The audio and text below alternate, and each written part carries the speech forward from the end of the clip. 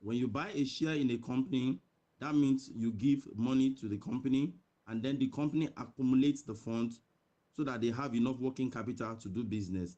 And this is actually regulated by the Security and Exchange Commission. That means that before a bank or a firm can say they want to issue shares, there needs to be a prospectus. Those are the general principles. They need to issue a prospectus through the Security and Exchange Commission, through the issuing houses,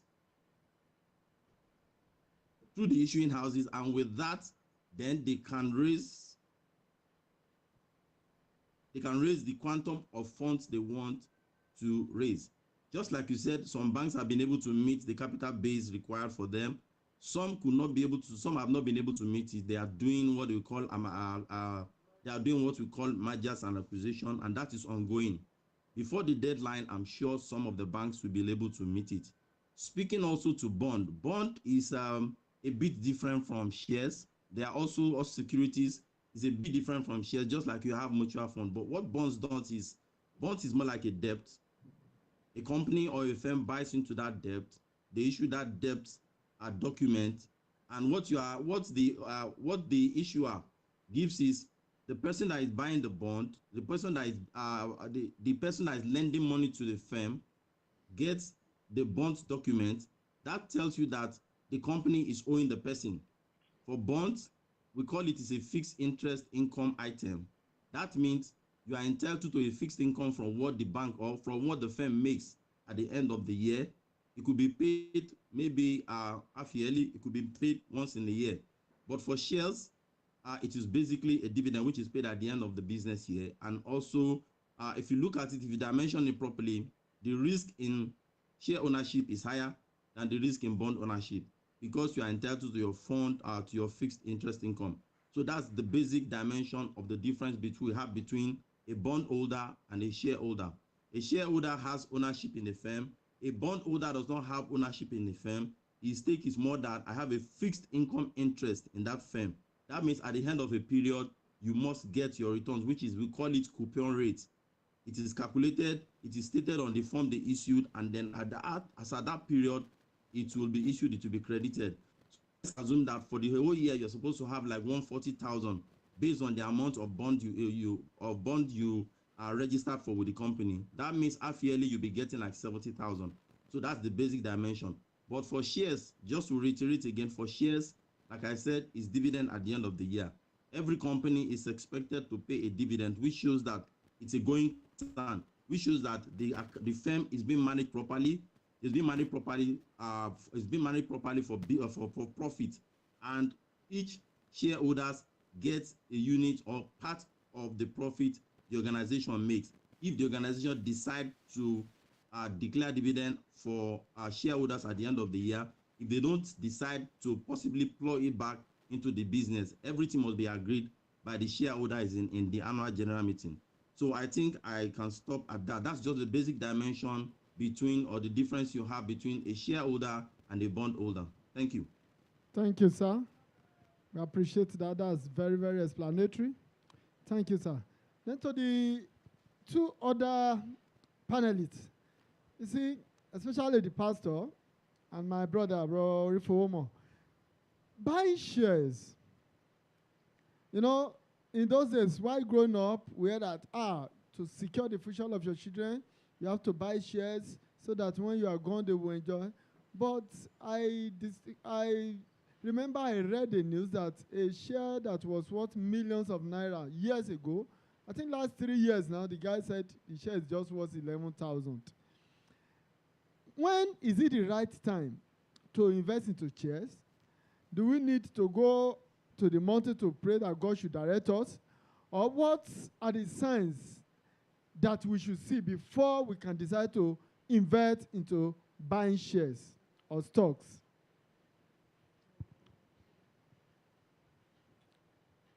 Okay, do you want me to go or to say?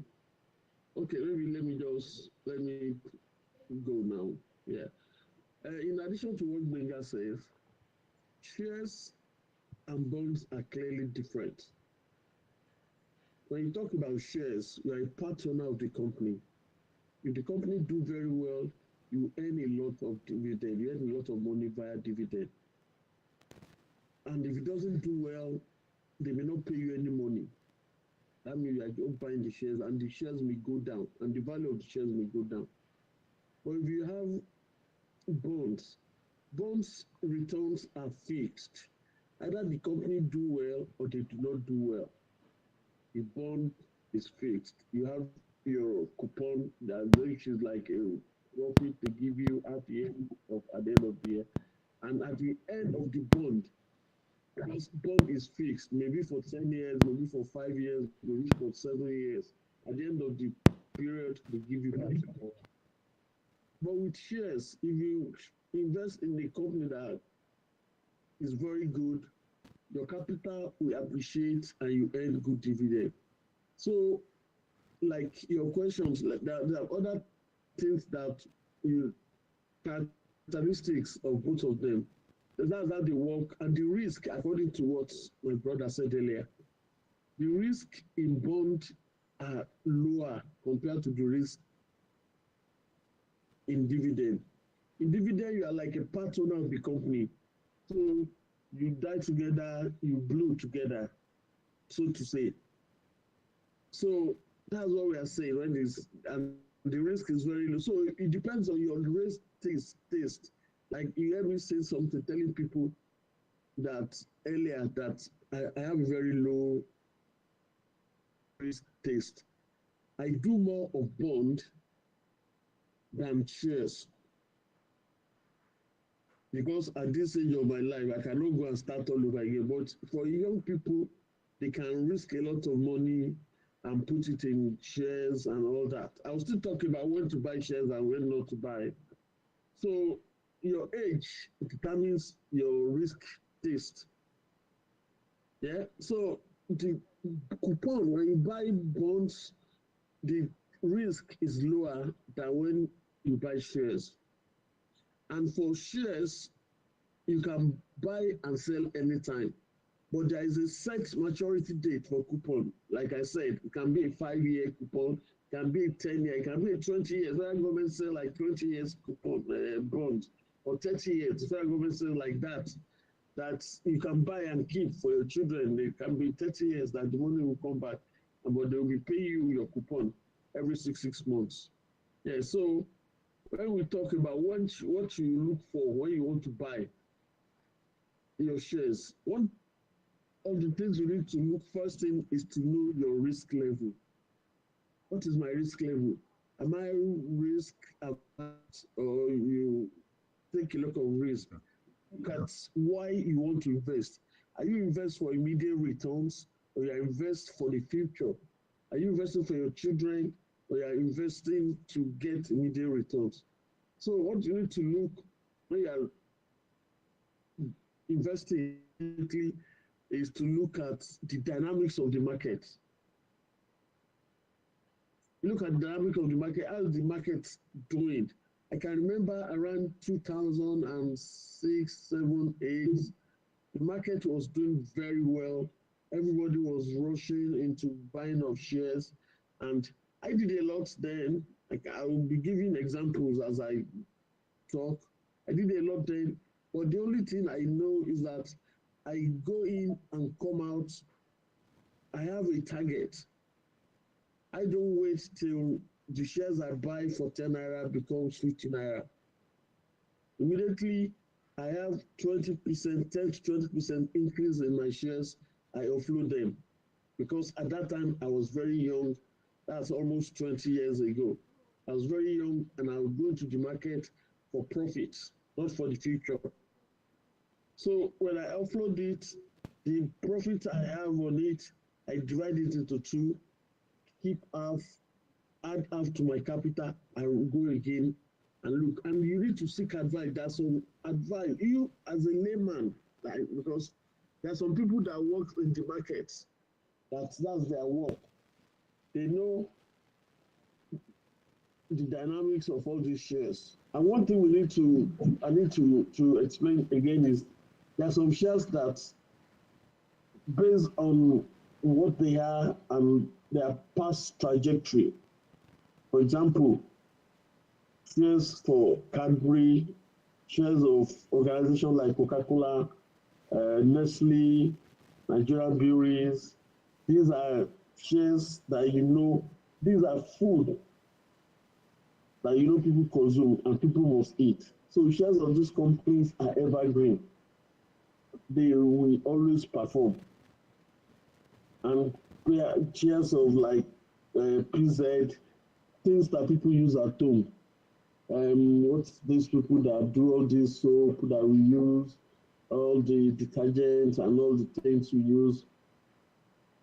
Those are the things. Like we can invest in shares like farms, Okumu farms and all that, Okumu farms and all those things. So this AP, like all the people must use the downstream of oil and gas, a very good place to. So those are the things, those are the shares. You look at dynamics. Don't just come and say there is a company that build houses everywhere. They're in Dubai, they're in this. Somebody will just package something for you and they are a very new company and you go and put your own into it. Yeah, they can do well. That is there. If you want to take a risk, you can put in. And eventually they may become good and you make a lot of money from it. So when you look at the dynamics of the market, the amount you have with you and why you want to go to the market, are you going for immediate gain or for the future? If you want to go for the future, you buy shares that like Guinness, you buy shares like Procter & Gamble. I think those people have left it now. You have shares from Guinness, PZ, Lever Brothers, Cadbury, and all that. Okay, and there's some companies like, for example, now, insurance company, the government, is it the policeman, has mandated all cars. That even all cars must have insurance. They are now arresting people who don't have insurance, even if it is a third party. So you know that the insurance companies will have more customers. So you can start looking into that. So those are the things you look at, what is happening in the economy, what are government legislations, and what is driving the economy now. Let me stop there and allow person to put in his own comment. Thank you. Thank you, sir. Thank you, sir. Pastor Babatope, from what our brother Orifomo have said, it means that the higher the bonds is of lower risk than the shares. So, but from an anonymous, that is common in business, that the higher the risk, the higher the profit. Can we bring this into the shares? Can we now say that shares give more dividend than the fixed interest of the bonds? And should we, because of this, if I have my money, opt for shares, which I know can be for a longer period, or I can sell at any time, or bonds that are fixed in time? That's part one of my question there. The second part is this. If I want to go into this business, do I need millions? Or my 100,000 or 80,000? It's okay for me to start. Thank you, sir.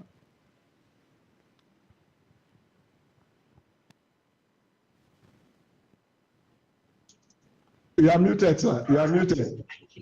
Oh, sorry. Thank you. Can you hear me now? We can hear you now, sir. All right. So thank you very much. Like you rightly mentioned, the higher the risk, the higher the return. Now, normally, when you own a part of a company, whatever you make belongs to you. So if you make 20%, 30% belongs to you. So we're saying you are part of the owner, you are taking a risk, and you should have a better return for it. All right. So for sure, in terms of risk, share is more risky, and of course the reward is more. But for bonds, you are only borrowing them money to do the job. That is just a lay term, the way to put it. You're actually borrowing the owners of the company money, and they are saying, for borrowing us this money, we will give you 5% or 10%, and you can have nothing more than that. But of course, we say it is less risky because in sharing the money, the bonds are preferred. So it will give you your 5% or your 10%, and the remaining will be shared by the owners of the company. So when you have a shares, it means you are part owner of the company. All right. Now, when you raise your first, the initial question you raised when you say that, should you invest for your children? Should you, that you've heard it? That is right. But again, like Kule mentioned, I would have loved to ask every one of you here, what is your risk appetite?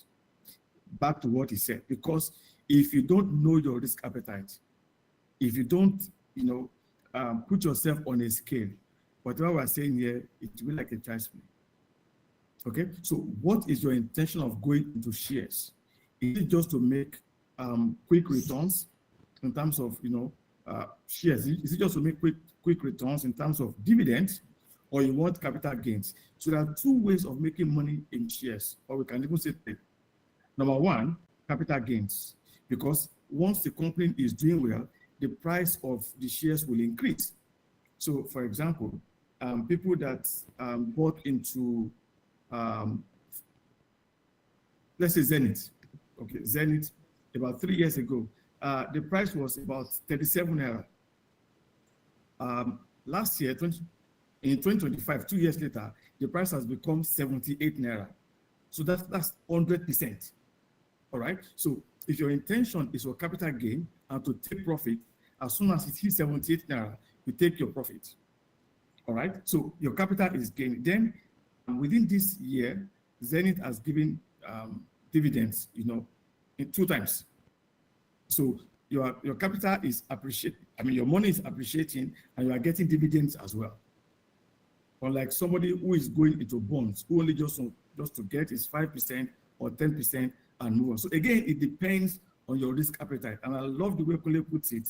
If age is catching up with you, you don't want to wait. You don't want to do ding dong. You want to take your money and walk away.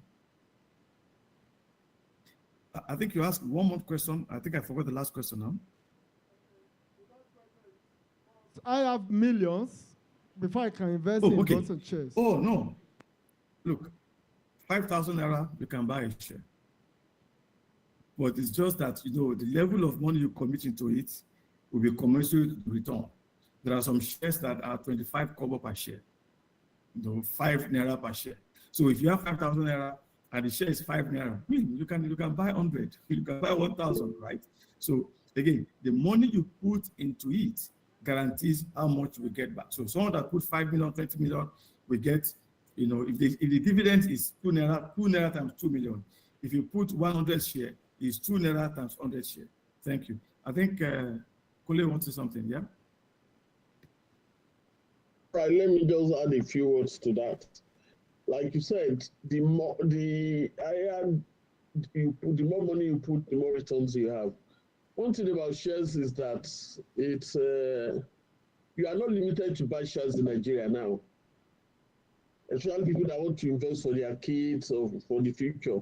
You can invest in international shares like Apple, like Microsoft, like Meta, Facebook, like Tesla, and all that. There are some apps like Bamboo and some things that you can subscribe to, and you put your money, even if it is 100 naira, 100,000 naira, 150,000 naira you put it, they convert it to dollars, and they will buy you a basket of shares. You don't need to buy a full shares. You can buy a part of a share of these international shares. So there's some PIF, they call them PIF. I don't know what, I can look for the meaning. All those companies, small companies that they have app that you put in your money, they help you buy shares overseas, and you can monitor your shares from there. It's like normal shares in Nigeria, it's there. Sometimes it appreciates, sometimes goes down. For example, people that invested in Tesla now, with the Trump coming in and Tesla guy working for him, And now I think they are saying that all the government cars or government buildings should now be using electric cars and all that. Their shares has skyrocketed. If you are invested $1,000 there now, I think the shares is like 3 times what it used to be in less than 24 months. So you can, no amount is small. And if it is bonds, you want to, and bonds too, doesn't have there is a minimum amount you can put. They can say first 1,000 or first 10,000, there's additional value in 1,000, a rate of 1,000. So if you have 15,000, so you buy 10, then you buy 1, 2, 3, 4, 5 units. Adds to the first tranche you have. So it depends. It's any amount you have that you can go into the market, but you need to have somebody who represents you, like how do I put it? Security and exchange market operators, a SEC broker. A broker that should represent you. You give your details. They will open an account for you, and you can use that to track all what you have. Your account will be in the same place. You can know what your portfolio is. You can know whether you can. And there's something about spreading your portfolio. You don't want to invest only in food and beverages companies alone. You don't want to have only Guinness and Coca-Cola. If they now say there's a problem with getting ingredients or maybe maize for them to produce their drinks, then everything goes down. You want to spread to banking, a little bit to banking, like Toso said. Can do a little bit to foods and beverages, a little bit to insurance company. You look and spread. So there's something like having a basket. They call it portfolios of shares. You spread it bit and bit and bit, and you can do some in housing, people who build houses and sell to people, or building materials. You can do some in Dangote, cement and sugar, people will store and all that. You can put that, you can do some in downstream of oil and gas. So those ideas, don't just put all your eggs in one basket. You may, if you have some money, you can split into two. Let some be in bonds, some can be in shares. So that means you do a weighted average of your risk. If you are not too sure whether you can do more, carry more risk, or how more, I know this money to just go like that. You can slice it into two and be monitoring it.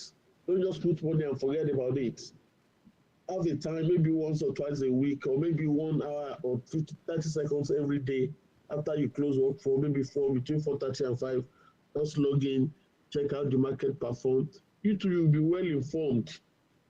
You look at the trend, you know the trend over time, how the market does, and you can project, and you know when to move in and when to back out over time. Yeah, I think as we are talking, as more comes to me, I will be saying it. Thank you. Thank you, sir. Okay, sorry, before we close this session, sorry, just like Ole said, it is important, it is very, very important for us that you need to get a professional before you do any of these things. The Bible says, my people perish because of lack of knowledge. Don't just rush into it, otherwise you will lose all you have. Your idea is to gain more. Your idea is never to lose what you have. Just reiterating what they have said, please seek professional advice. Go to a stockbroker, they will advise you. They will open a CSC account for you. They will be able to tell you which stocks to buy, which one not to buy, when to invest and when not to invest. Don't do it because you are just seek expert knowledge, subject matter expert. Please meet them. They will advise you better so that you won't lose all you have gotten. Thank you. Yeah, please, before we go on, just to observe that Pastor Patrick Ukimami has joined us and is online presently. So, Pastor Patrick, welcome. Thank you, sir. I don't know if you can hear me. Thank you so much, sir. We can hear you, sir. Oh, we can hear you very well. Okay, I'll be listening from the background and be I've been listening to everyone. I think it has been very beautiful, and it has been very good. But the only thing is, yes, they've all spoken very well, and in respect of the bonds, in respect of the shares, and all those other things. But one thing I want to say is, bond, okay, yes, you are sure that your money will come here, and depending on the age, like one of the facilitator already mentioned. So you also have to watch your age, and watch also your health status. You don't just jump into some investment. Talking to you from a very, very practical experience, I have lost, I have gained. So if I come to you and tell you, I have done this, I have not, I've experienced both. But I always prepare in such a way that when I want to do investment, I ask myself, what happens if I lose everything? What happened? Because for anybody that wants to do investment, especially those investments that are not within your control, you are not the one that will control what is going to happen. You may have looked at a company and said, oh, this company is good, they are doing a fantastic result, and all those things. But a legislation can just come up right now and scatter everything. And that thing you thought initially was very perfect will just go down. So every company can go down. Every company can go down. It doesn't matter. Any company, if we go back history, we see companies that have gone down. So in trying to, okay, you want to do business, you want to buy into stock, you want to, apart from checking your health status, you must also avoid hot tips. All these hot tips that come to you and say, oh, this one is doing this. Or you should, as much again, try and avoid rumors. This kind of stuff somebody can just trigger the market and create rumor, and prices will go up because somebody just want to offload. So we have to be also very careful. You monitor the brand, check what it is, and know what to do at every particular point in time. Know when to buy, and you can, even before you buy, you can log on to Bamboo, create your profile there. Look at how these things work. There's Trove, you can log in. There is a RiseBet, you can log in and check it. There's Chaka, where these are mobile investment apps that you can actually look at that allow you to start with as little as 10 to 15,000. And the motive of your investment should be very clear. If you want to buy just to resell again, you have a different motive. Then somebody that want to buy for a long time, that one is a different kind of motive. If you are having something like a 5 years plan right now to buy some stock, because stock basically, apart from getting dividend, one of the things I love most in shares is value appreciation, capital gain. Maybe not technically dividend, value appreciation, capital gain. For me, it's most important. So I think that's just my little stuff on this shares and bonds. Thank you. Thank you, sir. Please, next time you are talking, we would love to see your face so that we can connect with you also. Thank you. Brother Kungwe, back to you. Thank you, sir. Thank you, Pastor Patrick. That's a very wonderful contribution there. Before I will allow other participants to ask their question, both online and on site, from what you have all said, now my simple question is, in case of bankruptcy, which one is more secured? Can I get my money back? Should a company fold up without all the necessary procedure, if I have a share there?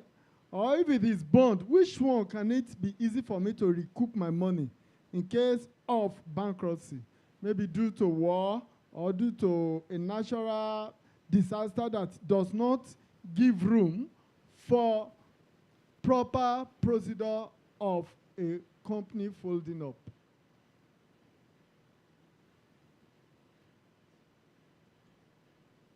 That's all right. All right. Let me take that. You know, you said, everybody has said that the risk in bond is lower and the risk in shares is higher. This is where it comes in. If a company winds down naturally, the first people they are going to pay are the people that have bond debts, like bonds, debentures and bonds and all that. So if you are a bond holder in a company, if you wind down, when they sell all they have to pay you first. If the money now remains, they can now think about shareholders. If it remains, if it doesn't remain, say go be put to law. And if it remains, they can now just say, okay, how many of you? Okay, you invested 1,000. If not 200, if you see, give all of you. We will now distribute it and give everybody. But if not today, that is it. Because you are part owner, you win together, you lose together. When they are giving you dividend, declaring shares 3-4 times a year, all of you they collect. People will get debt. Their interest is fixed. It is 2 times 10% at the end of your tenure, you give back your money. That's all. So, but now you are talking about natural disaster. There's something they call force majeure under the law.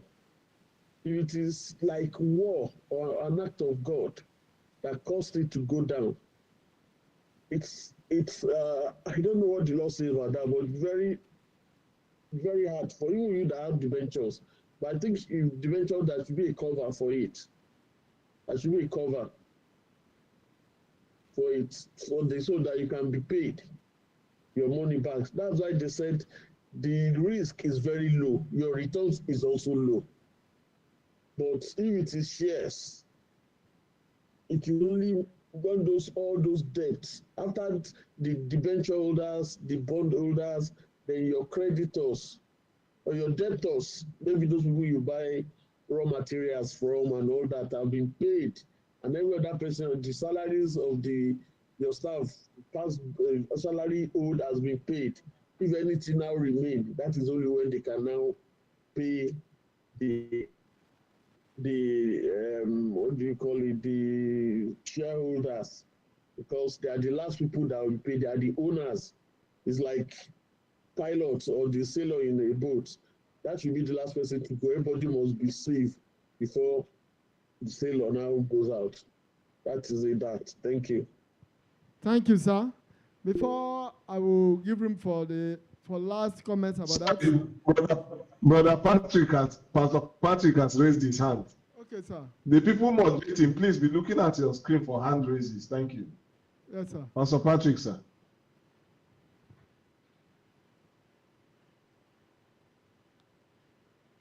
Pastor Patrick, unmute. Okay, sorry. Okay, I have. Can you hear me now? Very well, sir. Okay, good. When you're looking at bonds, also, I wanted to just drift a little. Bonds are of different kinds. There are corporate bonds. There are also federal government bonds.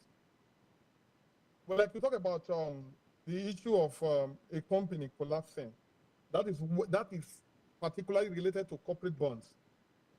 And for FGN bonds, FGN savings bonds, FGN, all those, it's a continuum. Whether the government leaves or not, that continues. But if it's a corporate bond, some things can happen. And it is natural disaster, for instance, and it's a war, and force majeure is declared or whatever, then who do you expect to pay you? That is natural. Sometimes, even you, the investor, can be consumed in the whole exercise and all those kind of stuff. So if you are that kind of person that your risk appetite level is low and you want to look at bonds, you can concentrate on federal government bonds so that you know that, yeah, this one, a government is a continuum, it's federal government, it will always continue. That is safer. But for corporate bonds, the laws will apply. Or debenture, bond owners, and all those other things will come in before they think of shareholders. And even in the shareholding, they are also categorized. there are ordinary shareholders and there are preference shareholders. The preference shareholders will also be considered first before the ordinary shareholders. So I think I just needed to add that to as an addendum to the initial answer. Thank you. Thank you, sir. Questions from participants? Questions, please. There is a hand raise. There is a hand raise online. There is a hand raise online. Check your platform. Bro Tosin, sir, you can go. Pastor Tosin, you can go on. All right, I think the questions they are fantastic, but I don't want us to have a pessimistic view of shares. A lot of things are good with shares, and people are making a lot of money. Now, that is without prejudice to what has been discussed. I don't want us to have, to think that it is too risky. Yes, there's risk, but trust me, there are lots of reward in owning shares. All right. I mean, just think about it that you have 2% of, probably one of the banks or 2% of one of the big companies. You are good. So just a word of caution. Let's not be pessimistic about shares. Let's not be thinking about what about if it goes down? What about if it goes down? Let's think about the upside as well. Let's have a balanced, risk approach to things. Thank you. Thank you, sir. Rashal, whose hand is up, please go ahead. Yeah. Unmute. Unmute, sir. Sorry about that. Okay, like I said when I started the other time, I said it is very, very important that you as a person or as an investor, you seek the help of a professional before you invest in any of those shares. That being said, you also need to look at the profile of the company you are investing in, the corporate governance and some other things, the management profile. Those are the things you bring to the fore before you decide and say, I'm going to invest in the company. You not just see a company that is maybe run by one man that you know that once this man dies, everything about the company dies. Apparently, you are losing your funds up front. So it is important for you to look at the corporate governance setting of the organization, and that's basically what CBN is trying to do in terms of capitalization, and what the Security and Exchange Commission is trying to also do in terms of people that comes into the market to say we want to raise shares. You don't just raise shares that will go down the drain at some point. You want to raise shares that will mature, shares that investors will benefit. So please, it is very important you look at all these things before venturing into making decisions to say you want to invest, you want to buy these shares and all that. Just like Mr. Patrick said, in the event of force majeure or earthquake, whatever, it's gone. Except if there is insurance behind the space that could possibly give you back benefit at some point. But for any other thing outside that, then you must know that before you invest in such security, plan your way properly. If you know you don't have the information, the market information, try to get a professional to help you at the backside. Thank you. I think I need to stop at that. Thank you, sir. In the presence of no other question, because of our time, we'd like to move on to... Okay, we have a question on site here, sir. Please go ahead with your question, sir.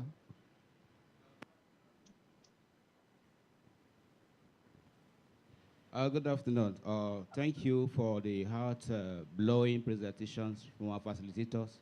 They are amazing. Thank you all. Yeah, I have 3 questions in one. One, I have not heard much about treasury bill. Yeah, maybe I want you to throw more light on treasury bill. Then 2, just like one of the facilitators advised that we can invest in the oil industry, as you know, is part of areas that are doing well. About 20 years ago, I invested in Owando. Yeah, I think I bought Owando at 100 naira.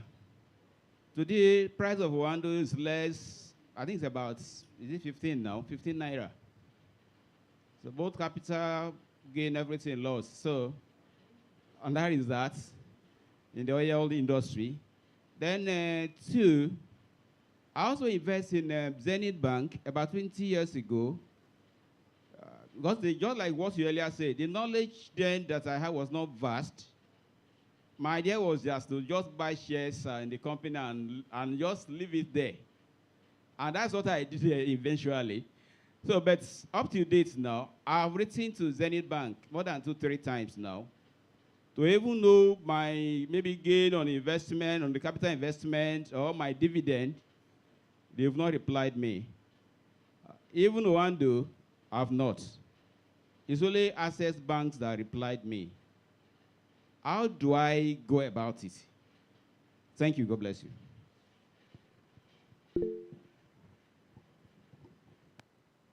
Okay, Pastor Patrick, I think your hand is raised up. Please go ahead. Yes, I want to quickly respond because I have another engagement, so I will run away quickly.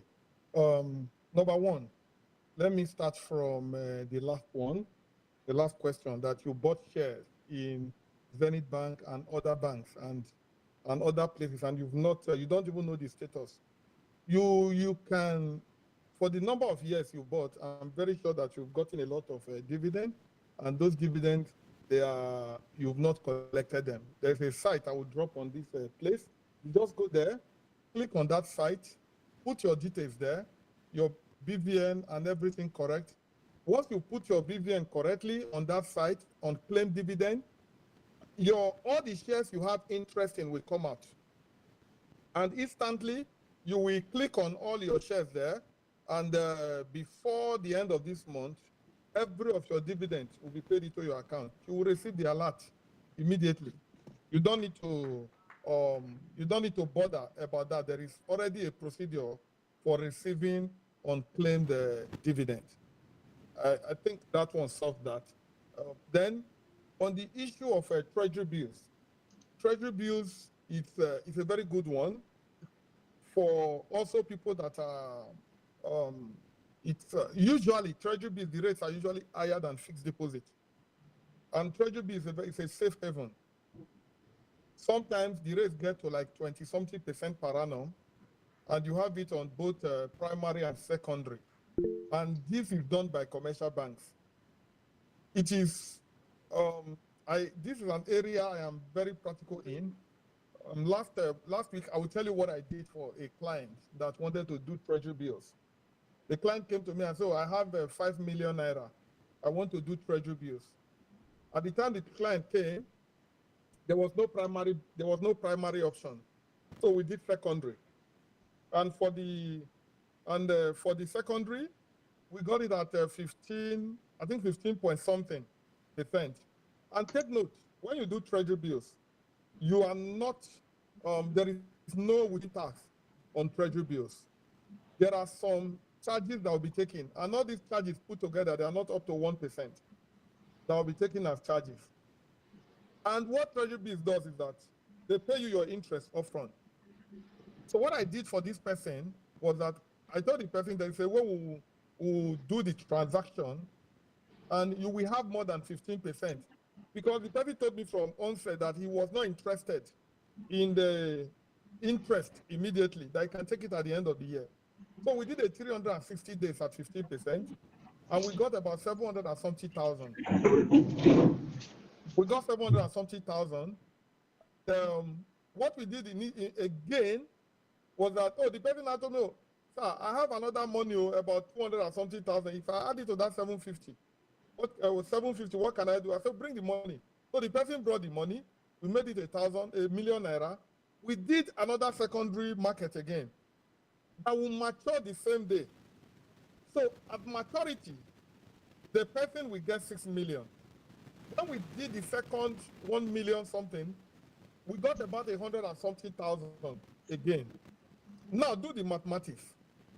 This person had 5 million, which we use in doing 700 and something thousand. I can't get the exact figure right now, but you can do the 15% mathematics and remove the less than the 1% fee, which we got 700 and something. We plow back the 700 and something with an additional inflow of about 200 and something thousand, and we made 100 and something thousand. By all standards, by 360 days, this person will have a 6 million. I honestly tell you, even if you had pushed that money into a bond, you may not get that rate. Because what we have done is that we have taken the rate from about 15% to about 20% because of flying back the interest into the whole deal. This also has to do with what you think as a person. What do you want to do? Because usually before I counsel anybody, I ask, what do you want to do? How much do you have? It is how much you have, what you want to do, your intentions that usually drive me to say, okay, this is the line I think you should go. If you tell me, oh, what I need, if I want to be getting money just like that continuously every month, I can tell you, okay, do an FD, do a fixed deposit, or you can even do a treasury bill of 91 days, either at the primary or secondary. Then we now put that interest that you're going to earn on an FD. We could have taken that 700 and something thousand to fixed deposit and say, okay, it's on a 30 days run. Every month, let the interest drop so that that can survive me and let my money still remain. It has to do with your mission, your vision, your goal. And these are the things we put down to actually advise, to say, go this area or don't go that area. I think that will be okay for now. I will drop that link on this chart right now so that you can log in your details for unclaimed dividend for every of the company that you think you have interest in. And before the end of the month, you will receive your alert in your account directly. Thank you. Thank you very much. Thank you, sir. Brother, it looks to me that the moderators don't have access to the chat, to Google Meet. That's why I'm the one calling. Brother Ashaolu, please, your hands is raised. If it's not raised for, please, if you raise your hand and you are finished talking, you can drop your hand. But I think your hands is raised now. You can go ahead. Pastor Himame, Okay, so I don't know if you are leaving immediately. Before he leaves, I don't know if he's leaving immediately, so that whenever he will leave, I would have done the introduction. Pastor Himame is CEO of Revelation Microfinance Bank in Ughelli. Opened in 2023. Pastor Himame, it's great to have you around. You were not here in the initial introduction. That's why I'm doing it here now. He's also a pastor with the Christian Church. Good to have you around. God bless you, sir. Thank you, sir. Thank you, sir. We're actually in the ministers' conference. So I just danced out from the ministers' conference because we had a little break. And I told Pastor B before, so I'm calling us back right now. So I need to rush back to continue the process. One of these days, I'll walk into your bank in Ughelli. You can even open a Revelation account just going by your iOS shop, or you go to your Apple store, go to your app and download the Revelation Microfinance Bank. You have your account there. You can open the account from inception to completion, and you can partner with us. We can fund your business. Once we analyze the business and see that it's the one we can do a whole lot of things, a whole lot. We have done a whole lot of things. We have already financed businesses. We are just going 2 years. In our first year in office, we made over 15 million. We broke even in 6 months. We broke even in 6 months as a bank, and we are financing a whole lot. In billions, we have done that. So we're not joking.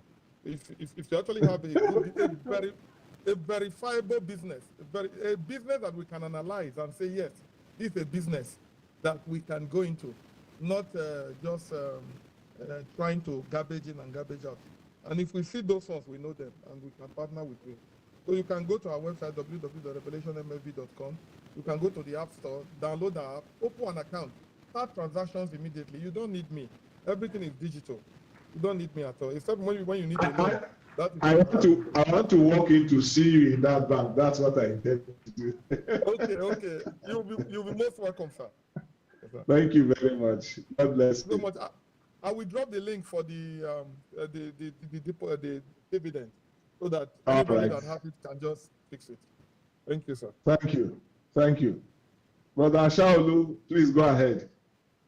Okay, so thank you, Pastor. A quick one. Just Pastor Patrick actually said everything about Treasury bill, but just to add, for context of knowledge, for Treasury bill, basically is a DMO instrument, that is Debt Management Office, and it is issued essentially for project management. If the federal government has a project they want to do, or also for monetary issues, maybe they want to reduce the money supply in the economy, and that's why you see sometimes the rate on Treasury bill is higher than the rate you see on fixed deposit.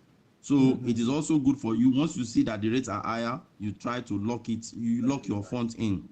It is risk-free, meaning that you will always get your money. What happens? Government is a continuum, just like they said. What is going to print money to pay you, even if there's a problem in the economy? But it's very risky, so it's a very good investment venture for everyone. I think I stop at that. Thank you. Thank you very much. Bro Olokunboye, back to you, please. Thank you, sir. Thank you, our panelists. It has been really educating. But because of our time, let's move on to the next aspect of our discourse of our seminar, which is other parts of investment. Now let's go to real estate. Real estate is becoming very popular even in the remote parts of the country. But then the knowledge of a layman in real estate is either I'm an agent that help people to buy and sell and get my percent, or I have money to buy and resell and make my money. So that's why I want you to expatiate on us. What is real estate business? What are the different parts of real estate business that are available? And how? What are the requirements that one needs to go into each of these parts or sectors of the real estate business? Thank you, sirs.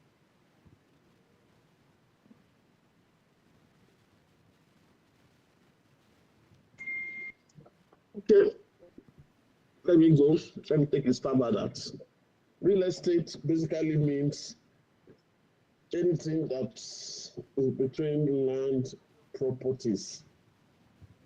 When you mean land, maybe land meant for building or for farming, or you acquire just to keep for future. So it all starts with who you are and what you want. What do you want? Do you want to keep money? You have a lot of money coming in for you. You want to use it as a store of value, or you want to acquire a house that you want to be living and will not for you for the future, but you want to use it and buy to resell. So it depends. So there are so many factors that comes in when you're talking about real estate.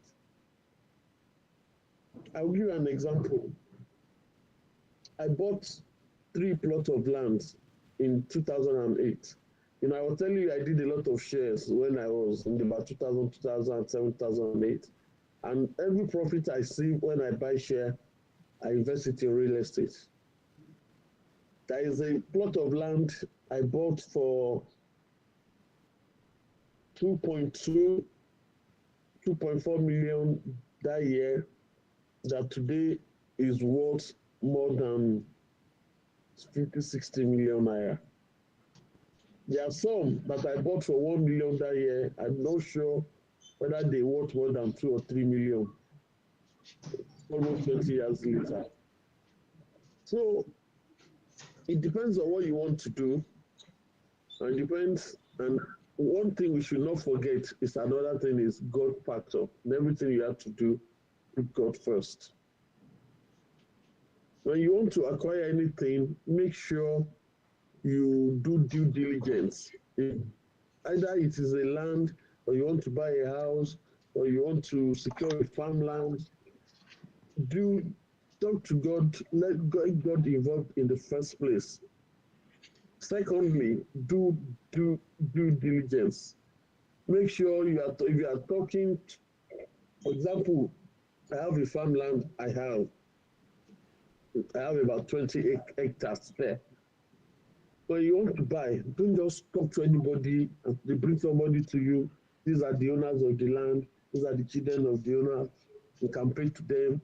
No, you need to go there, go to the village you want to buy, meet with the king or the baale or the chiefs, and make sure you talk to the right people when you want to buy. And buy and before you make, go to, if you can do that, you can even go to the state land and something, and make sure that that place is not under acquisitions, government acquisition, before you put money down. So that is that. You have to, are you keeping your money for future? Do you want to, what's the purpose? Is it to build house? Is it to develop estate? Is it for agriculture? Or you want to keep it as a store of value? Are you projecting into the future? This place will be very good.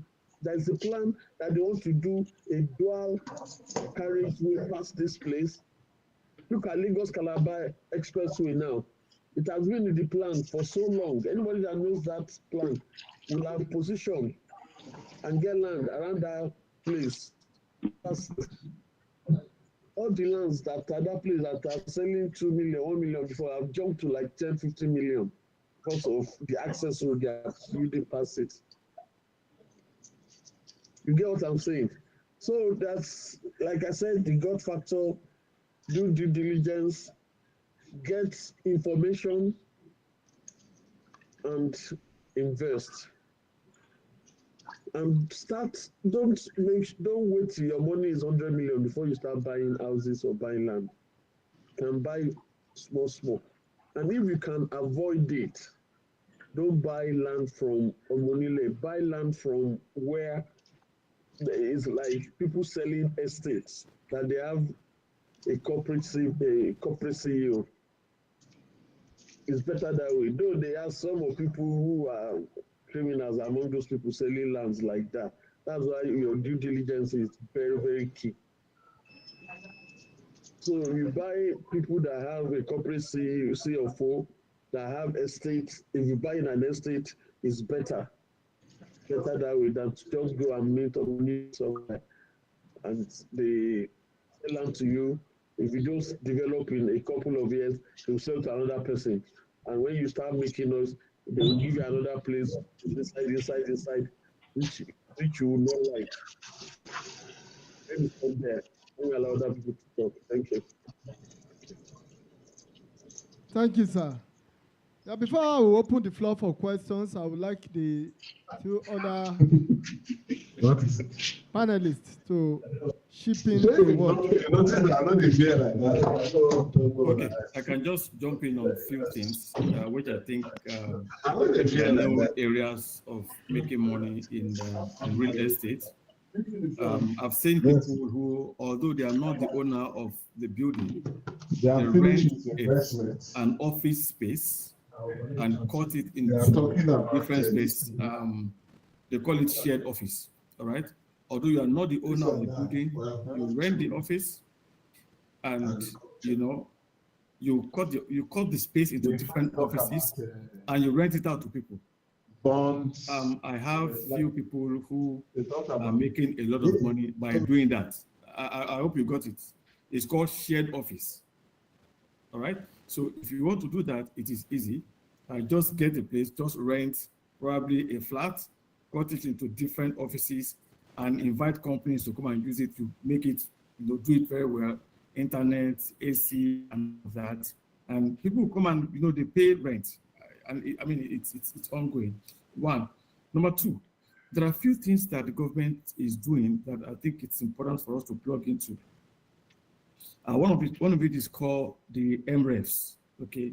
In which case, you only need to pay 25% of the house. They're going to give you a loan to pay the balance, and you can pay the loan for 30 years, for 35 years. It's ongoing now. I have a friend who just did it, all right? So if you have 25%, for example, you can just pay 25% or use part of your pension, pay 25%, and government will give you the other one, spread over 30 years, over 35 years, depending on your age, of course, to retirement. The third part is what is called land banking, in which case you, like my boss said now, you buy different lands in different places, but just make sure you do due diligence. And the reason for that is for you to resell. And that was part of the strategy that Pastor Matthew Ashimolo used. I know, I mean, he talks about it fondly, that he made a lot of money by buying, hectares of land in the bush, and after 20 years, he sold it for a very good sum of money. So land banking is a way to make money, but again, it's in the long term. The short term will be something like, having a shared apartment, a shared office. If you can make it work, I have a friend that is to that now.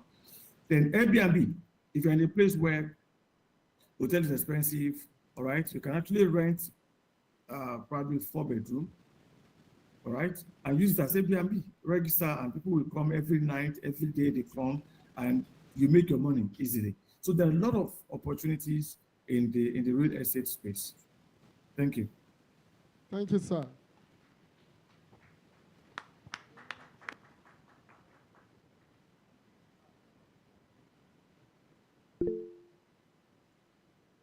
Okay, just to quickly add, my people had actually said everything we need to know about estates, real estate investment, basically. And then one thing that is key in real estate investment for us to know and to watch well is government regulation. Government regulation, even if you use a professional, I mean a company, because you've seen a whole lot of companies now set up specifically for this business, and they dialogue with the community and buy a whole lot of plots and start sharing it for people to buy. You still need to find out, get a lawyer to know if those lands are not encumbered by any regulation from government. Otherwise, your funds will also still go down into the drain when issue happens. I'm speaking also from the standpoint of experience. I've seen issues where even when companies buy, community comes up and say they were not selling those lands. The people that sold to them were not a true representative from them. So we need to be careful about all this. We need to ensure that we get a lawyer that will help us do a search to be sure that that land or that portion we want to pay for is not encumbered. That is specifically when you are buying a property either to develop or to develop for commercial lease or for commercial purposes. We need to watch all this. Just to add to what Kunle and Tosin had said about it. It's actually a very good investment. It's a very good business that people are venturing into. I know somebody that when he bought some of the plots he bought, people were saying, oh, don't put money there. He bought them at about 2.5, and now those lands are selling for over 70 million. So the guy had resigned his work. What he's just doing now is anytime he needs money, he sells and enjoy himself. So please, let's be mindful of that space. Think about it very well and get a professional to guide you appropriately so that your funds will not go into the drain. I will stop at that. Thank you. Thank you very much. Let's applaud our panelists. Thank you so much. Please, at this junction, please, we'll take a small break to allow us. Yeah, we'll come back. We'll come back so that we'll not just be cut abruptly. Please, we'll come back so that the generator will not stop without notice. So let's quickly turn fuel into the generators that we can keep up from there. Please, before you stop the gen, let me quickly add that because of time, we're going to, I know we have questions on this real estate. We may have to skip the agric section because we have just 30 minutes and take the generally, both agric and other kind of investments. And I want to advise that we just put down our questions. Let's save time. If you have questions, put down your questions, whether it's on agric or real estate or whatever. So at the end of it all, we'll have a question time generally so that it will help us to save time. Please, panelists, please bear with us for the next 3 minutes or thereabout. Let's quickly put our agenda together. Thank you so much. God bless you. You can quickly do that now, please.